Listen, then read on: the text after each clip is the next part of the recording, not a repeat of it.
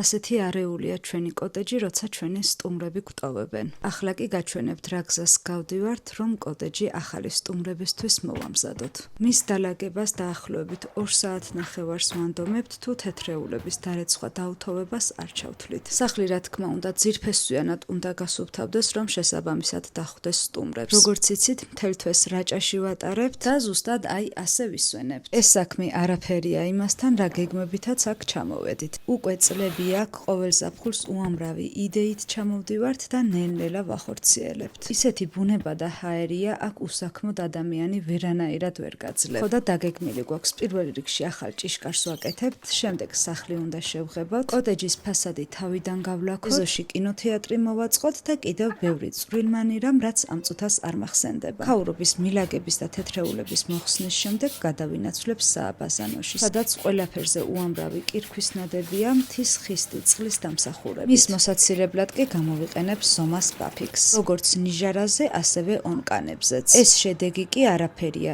იმასთან, რაც საშხაპე მინაზე გამოყენებისას მივიღე. ასე გამოიყურება მინა, რომელიც თითქმის სულ გათეთრებულია. აღარაფერს ვამბობ საშხაპე სისტემაზე. რა თქმა უნდა, ისევ გამოვიყენებ ზომას ბაფიქს, რომელიც არასდროს მენანება. სიმართლე გითხრათ, არც დაყოვნება მჭირდება, იმდენად სწრაფად მოქმედია. უბრალოდ კარგად დავამუშავებ ხრუბლით და ჩამოვრეცხავ. არ იფიქროთ, რომ ონკანს ამ მდგომარეობამდე მისვლამდე დიდი ხანი დასჭირდა. საკმარისია რამდენიმე გამოყენება, რომ ასე გათეთრდეს. საბედნიეროდ ბაფიქსმა ძალიან სწრაფად მოგვიგვარა ეს პრობლემაც და თუ მანამდე აი ასე გამოიყურებოდა, ახლა უკვე ასეთი გაწკრიალებულია. გადავინაცვლოთ საშხაპე მინაზეც, რომელსაც იგივენაირად დავამუშავებთ. ჩამორეცხვის შემდეგ კი, როგორც ხედავთ, აქაც ქრება კირქვის ნადები. შედეგი თავადაც შეგიძლიათ შეაფასოთ. რადგან კოტეჯს სხვადასხვა ადამიანი სტუმრობს, ამიტომ აუცილებელია მისი დეზინფექცია. ამისათვის კი გამოვიყენებ ზომას K10, რომელიც შეგიძლიათ ნებისმიერ ზედაპირზე გამოიყენოთ. ბოლოს კი გამოვიყენებ ზომას